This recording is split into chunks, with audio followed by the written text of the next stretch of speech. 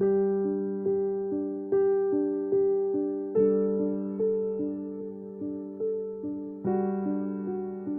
aí, família Betânia, bem-vindo ao nosso devocional. Você que está participando com a gente desses 7 dias de jejum e oração, onde nós estamos dedicando o nosso coração, nossas vidas, a um tempo de consagração.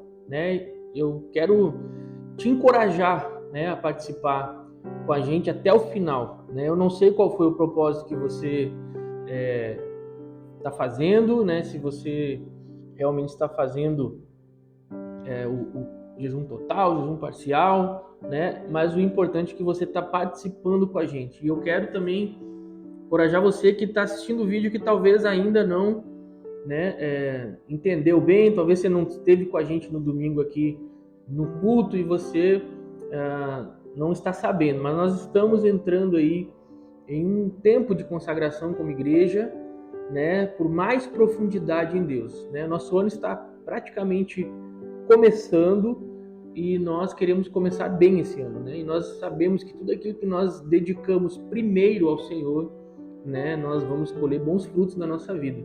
E nós queremos iniciar o nosso ano, então, dedicando um tempo de consagração ao Senhor nesses 7 dias, onde todos os dias nós vamos liberar um devocional, reforçando esse tempo aqui para te ajudar também a ter um tempo de consagração. Então, basicamente, esse tempo nós queremos que você esteja substituindo um período de alimentação por um tempo de busca ao Senhor, um tempo de buscar a face de Deus, um tempo de quebrantar seu coração, um tempo onde você vai ler a palavra, você vai meditar, você vai orar, você vai adorar o Senhor. É um tempo de consagração, de busca por profundidade em Deus.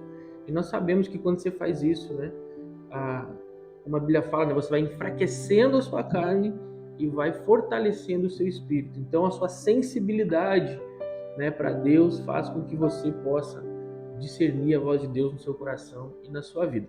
Então, eu quero convidar você para um tempo aqui onde nós vamos ler a Bíblia e nós vamos iniciar esse primeiro dia de devocional refletindo na palavra do Senhor, e eu quero que você acompanhe. Nós não vamos fazer a leitura geral aqui, até para nós ganharmos tempo aqui na reflexão, mas eu queria que você depois com o tempo lesse, em cada devocional você tirasse um tempo para ler os textos que nós vamos utilizar aqui para os 7 dias de devocional, ok? Eu quero começar hoje o nosso devocional conversando um pouco sobre o Salmo 73. Tá? Salmo 73 é um salmo aí escrito pela família de Asaf, e você vai entender no caminho que esse salmo ele tem muito a ver com a gente, com o nosso dia a dia, com esse salmo aqui ele tem a ver com a gente enquanto seres humanos, enquanto cristãos que estão no processo de santificação, de crescimento, de maturidade. Os desafios vão chegando na nossa vida e vão realmente confrontando os nossos valores, os nossos princípios, e nós precisamos estar firmes no Senhor para poder vencer aí as tentações. Mas eu vou estar lendo alguns versículos, pulando aqui, porque esse capítulo ele possui 28 versículos, e até para que fique fácil da gente entender o que a gente está falando, eu vou usar alguns versículos chaves dessa passagem aqui. Então, Salmo 73, o salmista, ele diz assim no versículo 2: Quanto a mim, os meus pés quase tropeçaram, por pouco não escorreguei. Então, ele começa dizendo, já confessando aí, que por muito pouco ele não caiu, por muito pouco os seus pés não tropeçaram. Por que ele está falando isso? Quando você continua a leitura, você vai ir do versículo 3 até praticamente o versículo 15, que ele vai fazer algumas observações, e essas observações que ele faz é do ponto de vista de um filho de Deus que sim anda na presença do Senhor, mas que ele está passando, né, ou por um breve momento, ou por um momento, né, mais esticado, de problemas, de crises, né, talvez doenças, né, crise financeira, problemas que são naturais da vida, mas que talvez, às vezes, a gente pega uma sequência de problemas na nossa vida, né, que a gente não entende, a gente não sabe como que e por que aquilo está acontecendo. E dá a entender aqui no texto que, muito provavelmente, esse escritor, né, tem essa experiência. E aí, ele começa a olhar para a vida, ele começa a olhar para a vida dele e comparar com a vida das pessoas. E quando ele faz isso, né, com essa ótica de quem está enfrentando, né, problema atrás de problema, talvez perdas, enfermidades, crise financeira, problemas nos relacionamentos, ele olha para a vida das pessoas e ele enxerga a vida das pessoas melhor que a dele. Qual que é a crise dele? A crise dele é que ele está olhando para a vida do ímpio.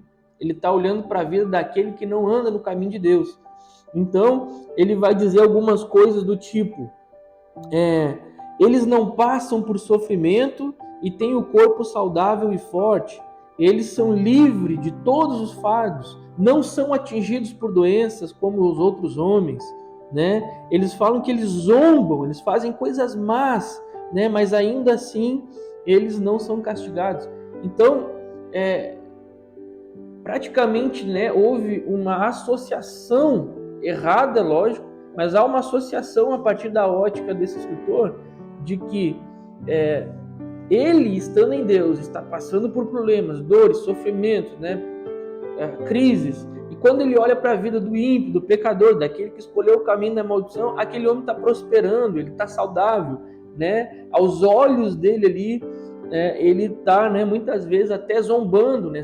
Quem são esses homens ímpios? São homens de lucros desonestos, são pessoas, né, que não pensam no bem do próximo, só pensam no mal do próximo, em como vão se dar bem, né? E então, assim, ele enxerga um cenário, né, na vida do pecador, na vida do ímpio, e que na mente dele deveria ser o contrário, né? Que ele deveria estar usufruindo de uma prosperidade, de uma saúde física muito boa, né? E que esses ímpios, que esses homens maus deveriam estar passando por problemas que ele está passando. Então essa ótica leva ele, né, a algumas questões até diante de Deus. E por que ele fala que os pés dele quase tropeçaram? Porque por um momento ele praticamente cogitou, né, que é como se ele chegasse perto de cogitar que Deus não estaria ali preocupado, né? Deus não se importava. Ou então, talvez, ele corre o risco aqui de dizer que o evangelho, né, que os princípios de Deus, que a lei de Deus não funcionava, né? Então, olha que perigo, né? E o que isso tem a ver com a nossa vida, né? Por que eu falei que isso tem a ver com o nosso dia a dia? Porque em vários momentos nós vamos passar por isso e em vários momentos nós vamos estar perto de dizer isso, né? Olha, por poucos meus pés quase não tropeçaram, né? Quase que eu tropeço aqui, quase que eu saio, né, da presença, quase que eu caio da graça, quase que eu me afasto de Deus por conclusões que são geradas através de uma leitura da vida, utilizando uma ótica, né, uma lente de crise, de problema momentâneo. Então, muitas vezes, né, nós hoje, muito mais do que ele, né, nós temos aí as redes sociais, onde nós estamos diariamente vendo a vida das pessoas. E você, com certeza, né, nas suas redes sociais, no Facebook, no Instagram, seja qual a rede, você acompanha tanto cristãos quanto não cristãos, né? E às vezes a gente tem um hábito estranho de seguir pessoas que nós não admiramos, né? Então, talvez uma questão aí de tentar estar por dentro, né, das notícias e tudo mais, a gente acaba seguindo pessoas que nós não temos um pingo de admiração. E às vezes, ao enxergar a vida dessas pessoas, né, parece que elas estão prosperando, parece que elas estão saudáveis, parece que a vida delas tudo está certo, parece que elas estão acima da justiça.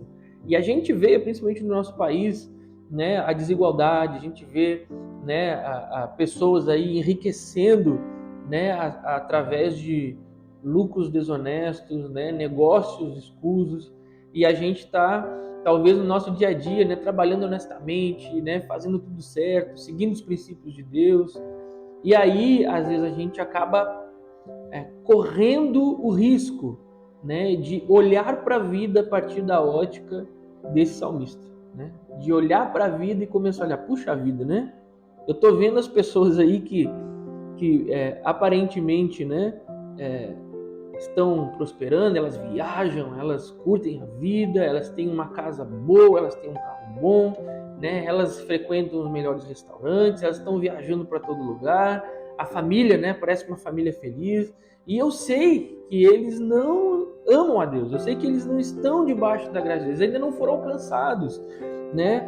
E muitos deles talvez, né, estão, como a gente falou aqui, vivendo totalmente contrário à vontade de Deus. Eles estão causando mal, eles estão roubando as pessoas, eles estão fazendo o que não agrada a Deus. E a gente olha para nós e pensa, poxa, mas eu tô aqui todos os dias buscando a Deus, né, obedecendo a Deus naquilo que Ele me fala.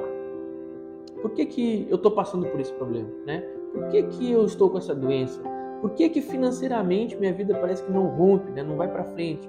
Por que a minha empresa ela não passa ano, entra ano e parece que ela não vai, né? Por que ministerialmente eu não consigo me encontrar? A gente tem problemas que são naturais da vida, mas que quando nós olhamos para a vida dos outros, tá? Isso é muito comum, você vai olhar para a vida dos outros. Mas quando nós olhamos para a vida dos outros e caímos no erro de comparar a nossa vida com a vida de outras pessoas, principalmente a partir da ótica do problema do momento que eu estou vivendo, nós corremos um grande risco de, ao tirar os olhos de Deus e olhar para as pessoas através dos nossos problemas, nós corremos o risco de ver os nossos pés tropeçando. Chega um momento na vida desse salmista aqui, né, que ele chega a dizer assim são os ímpios, sempre despreocupados, aumentam suas riquezas. Certamente, olha o ponto que ele chega, no versículo 13. Certamente me foi inútil manter puro o coração e lavar as mãos na inocência, pois o dia inteiro sou afligido e todas as manhãs sou castigado. Então ele compara a situação, o problema dele, com olhando para o ímpio lá que está aparentemente se dando bem, prosperando e tudo mais, ele fala, poxa, eles só aumentam as riquezas, eles vivem despreocupados, enquanto eu que estou aqui lutando para me manter puro, lutando no meu coração, né, se manter fiel a Deus, parece que eu estou sendo afligido o dia inteiro, parece que os problemas não param de chegar. No versículo 16 ele vai dizer o seguinte, quando tentei entender tudo isso, achei que era muito difícil para mim. Então ele é honesto ao ponto de dizer, com a minha mente eu não consigo compreender a matemática.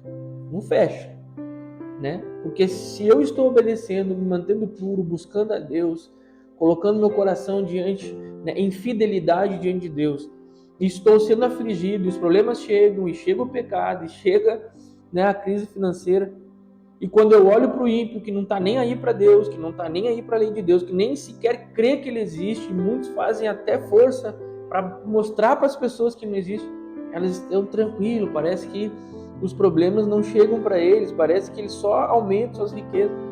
Ele vai falar, olha, quando eu paro para pensar, com a minha mente eu não consigo compreender. Não faz sentido. Como eu falei, a matemática não fecha.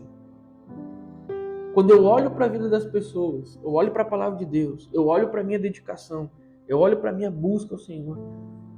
Se eu olhar do ponto de vista humano, né, que muitas vezes impõe uma ideia de meritocracia, né, tem muita gente pregando meritocracia, não vai fazer sentido. Não vai fazer sentido. Mas olha esse versículo aqui, versículo 17. Então, no versículo 16 ele falou, quando tentei entender tudo isso, achei muito difícil para mim. Versículo 17. Até que entrei no santuário de Deus e então compreendi. Até que entrei no santuário de Deus e então compreendi o destino dos ímpios. Sempre que nós olharmos para a vida através da ótica dos problemas momentâneos que estamos vivendo, nós nunca vamos entender, nós nunca vamos compreender a prosperidade, né? E aí prosperidade entende saúde, sucesso, riquezas, poder, autoridade. Nós nunca vamos entender a autoridade, né? Nós nunca vamos entender a prosperidade, nós nunca vamos entender a felicidade do ímpio. Nunca vamos entender até que nós entremos no santuário de Deus. Até que nós entremos na presença do Deus soberano que nos dá a compreensão verdadeira do que nós devemos de fato entender. Então, quando ele entra no santuário, é quando ele entra na presença de Deus, é quando ele está diante de Deus e ele pode ver então o seu caráter, é quando ele olha, né, o poder de Deus, é quando ele consegue compreender os propósitos de Deus. É nesse momento que tudo faz sentido. E aí nós podemos olhar para a Bíblia e também fazer essa compreensão. Porque, por exemplo, Romanos, Paulo vai dizer que as dores, né, que os sofrimentos do tempo presente, né, e ele vai usar o termo momentâneo, né, então o sofrimento momentâneo no tempo presente não pode ser comparado com a glória que há de ser revelada em nós.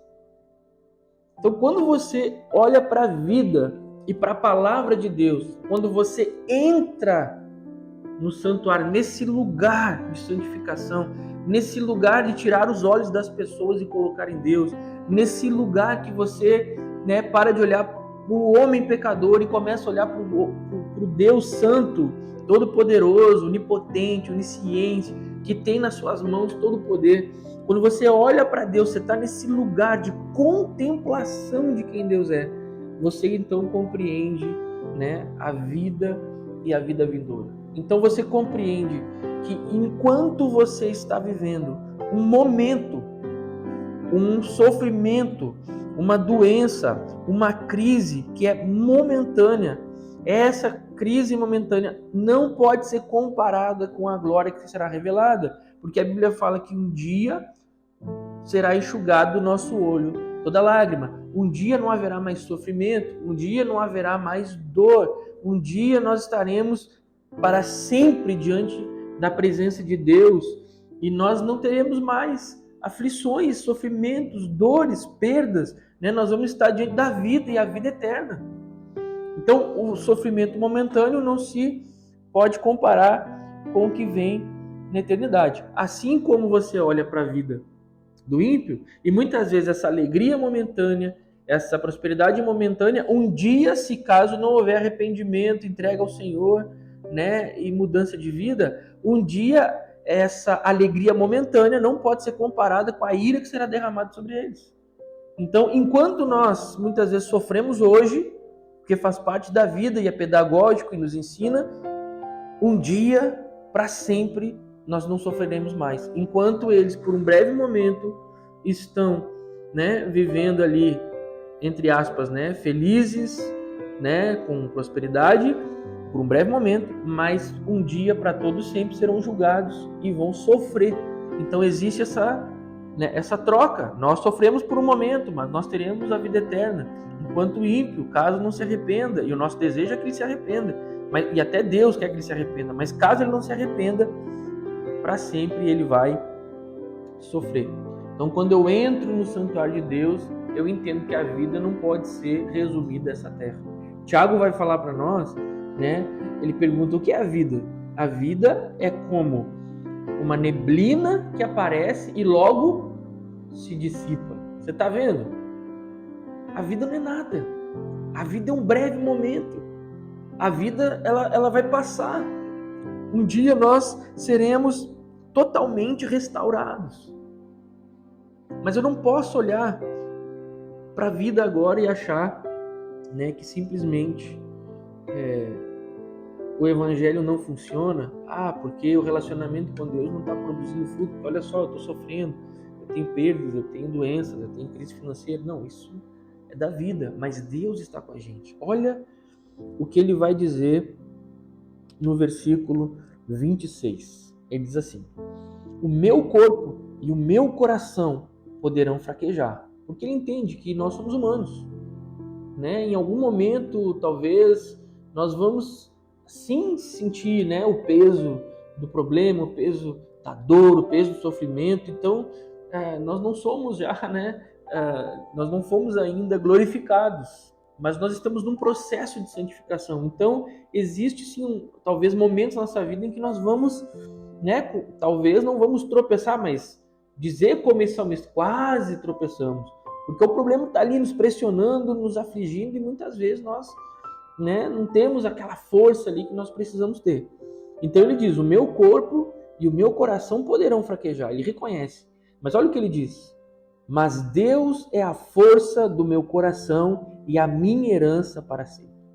Embora o meu corpo, embora o meu coração de pecador pode fraquejar, Deus continua sendo a minha força. É em Deus, é nesse lugar, né, nesse santuário que eu quero estar. É para esse lugar que eu corro. É nessa direção que eu vou. Porque eu sei que ainda que as dores, que o sofrimento possam causar confusão na minha mente diante da prosperidade das pessoas, né, dos ímpios, dos pecadores, mas Deus sendo a minha força sempre trará a compreensão de que um dia essas coisas não mais existirão. Né? Ele é a minha herança para sempre. O Senhor é minha herança. Eu não preciso de riqueza, eu não preciso de saúde até mesmo, eu não preciso de sucesso, de autoridade, eu não preciso de poder. O que eu preciso é ter acesso à minha herança, que é o Senhor. Por isso, no versículo 28, ele vai dizer: mas para mim é bom estar perto de Deus. Fiz do soberano Senhor o meu refúgio. Proclamarei todos os teus feitos. Então, no final, né, dessa reflexão, desse desabafar, né, está confessando aqui, né, o seu coração, abrindo o seu coração através desses salmos, ele vai chegar à conclusão, né? Bom para mim é estar perto de Deus.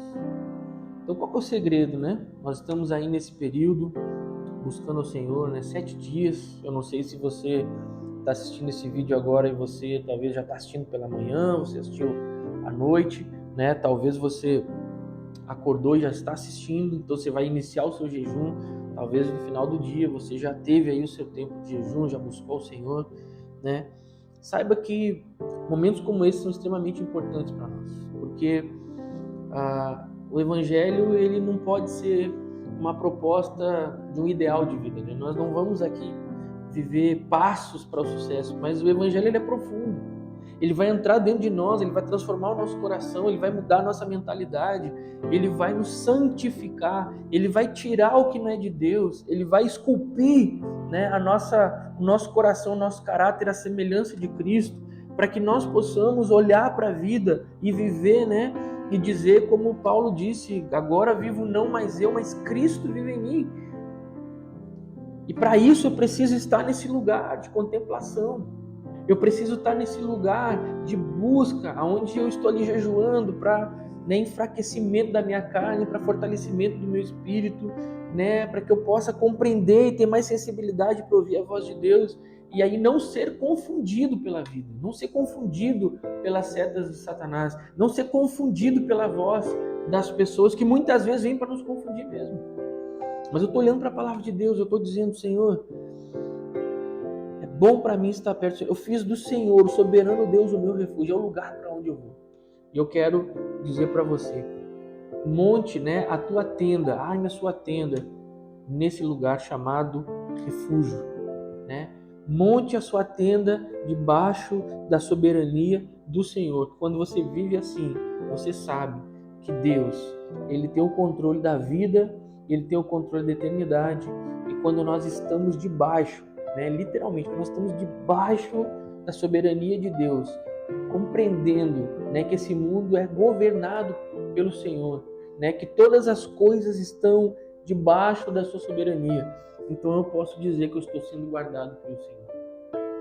É diferente, né? É diferente de você viver a vida simplesmente baseado em ideais, em filosofia de vida, né, em mantras aí que estão sendo repetidos muitas vezes por pessoas que não conhecem a Deus.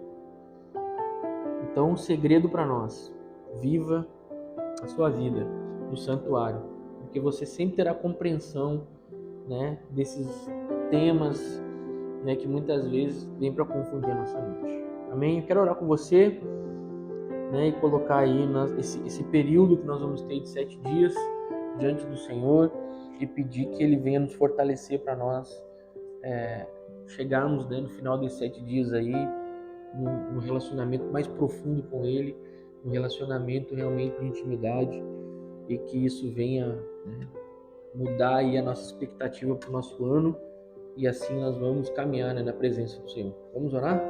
Pai, muito obrigado, Deus. Obrigado porque por causa da internet hoje, o Senhor nos permite, Deus, estar junto com os nossos irmãos, estar junto com as nossas irmãs e compartilhar, Deus, do que o Senhor tem falado na Tua Palavra. Então eu quero colocar cada um que está participando dessa semana, Deus, de jejum e oração, de cada um que está buscando, Deus, intimidade no Senhor, está buscando profundidade, Deus. Nós cansamos da superficialidade. Nós não queremos mais o raso. Nós não queremos, Deus, simplesmente que os dias passem e para nós seja apenas uma religião. Mas nós queremos uma profundidade contigo. Nós queremos, Deus, e estamos dizendo isso com a nossa busca. Pai, nos coloca perto do Senhor, nos coloca debaixo, Deus, do Senhor, né, ajoelhado aí aos teus pés, diante do teu trono, para que nós possamos ouvir a tua voz com mais clareza, possamos ouvir a tua direção com mais clareza. E a nossa compreensão será aberta para tudo aquilo que nós estamos experimentando, né, enquanto vivemos aqui nessa terra. Deus, certamente problemas virão, aflições nos tomarão.